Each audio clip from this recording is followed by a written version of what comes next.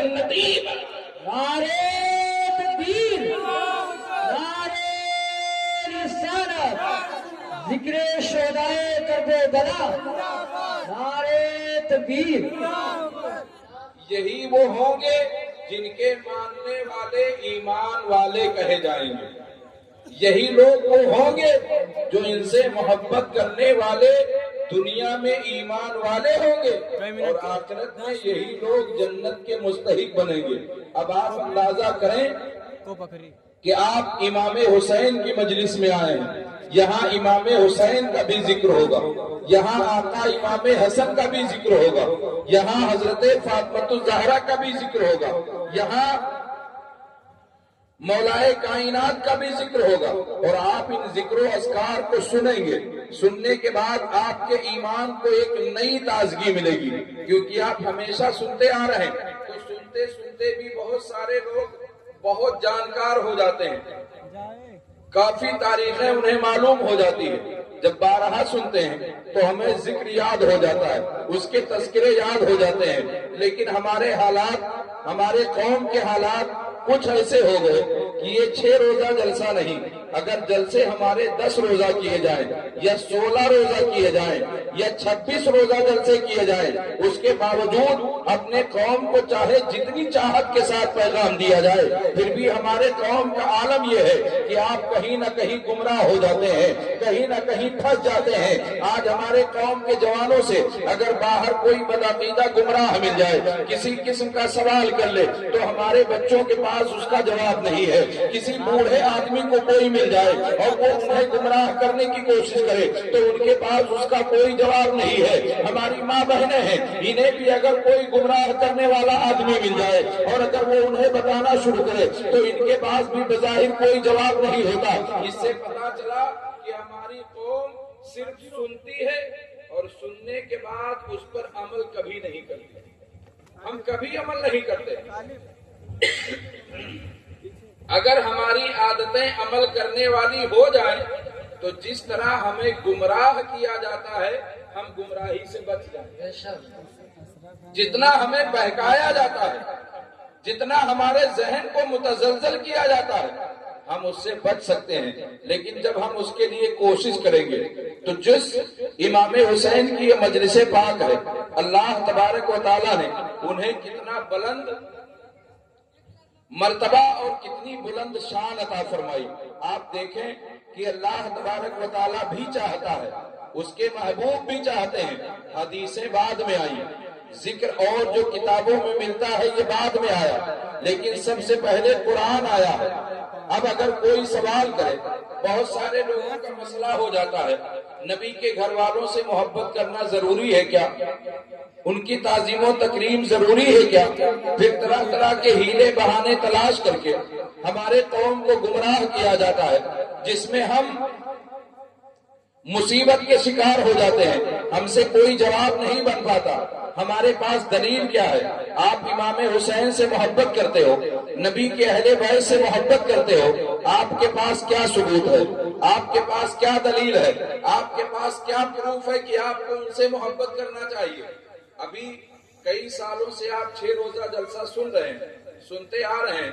अब हम आपसे पूछें कि आप इमाम हुसैन की मजलिस कर रहे हो, उनके मोहब्बत का दम भर रहे हो, उनकी मोहब्बत का ऐलान कर रहे हो, आपके पास क्या प्रूफ है कि इमाम हुसैन से मोहब्बत करना चाहिए, नबी के घर वालों से मोहब्बत करना चाहिए? इसका क्या प्रूफ है? हमारे पास कोई सबूत है उसका? बस ये कहेंगे कि इमाम साहब बता रहे थे, कारी साहब बता रहे थे, फला साहब बता रहे थे। इससे ज्यादा जानकारी हमारे पास नहीं है। और जब हम ये जानकारी सुनकर, ये जानकारी हमारे पास है नहीं, तो जब हमसे कोई सवाल करता है तो हम जवाब नहीं दे पाते, हमारे पास जवाब नहीं होता। इसी तरीके से फिर हमें लोग गुमराह करने लगते हैं, आपको जानकारी नहीं है।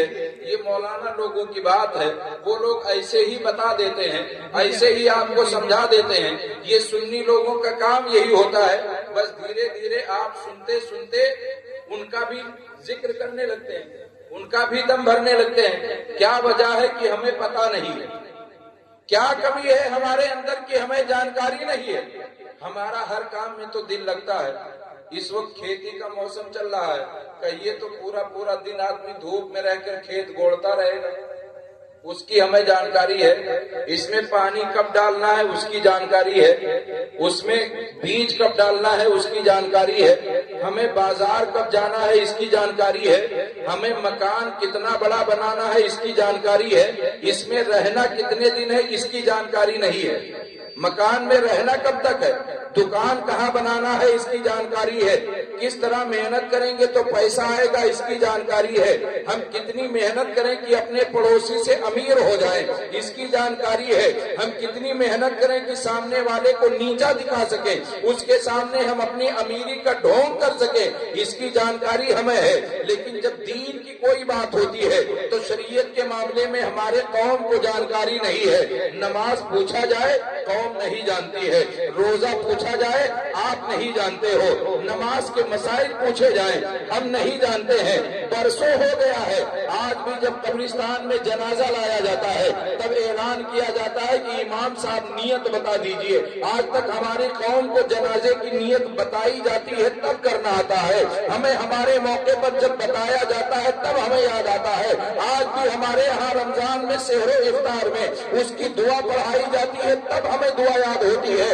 آپ سوچئے جو قوم اپنے دین سے اتنے دور ہو کر کے اور گمراہی میں اس طرح مبتلا ہو گئی ہے، آپ کہاں پہنچنے والے ہیں، کہاں جانے والے ہیں؟ اسی لیے ہمارے پاس کوئی جانکاری نہیں ہے اور نہ ہی ہم جاننا چاہتے ہیں. کبھی آپ سے کوئی سوال کرے حسنین کریمین سے محبت کیوں کرتے ہو، نہیں کرنا چاہیے. اس کے لیے کیا ثبوت ہے، کیا دلیل ہے؟ نبی کے اہل بیت سے پیار کرنے کا، ان سے محبت کرنے کا کہاں حکم ہے؟ تو آپ وہاں اعلیٰ حضرت کا ذکر مت کرو کہ اعلیٰ حضرت نے بتایا ہے، اپنے امام کا ذکر مت کرو کہ انہوں نے بتایا ہے، کسی مولوی کا ذکر مت کرو کہ فلاں صاحب نے بتایا ہے.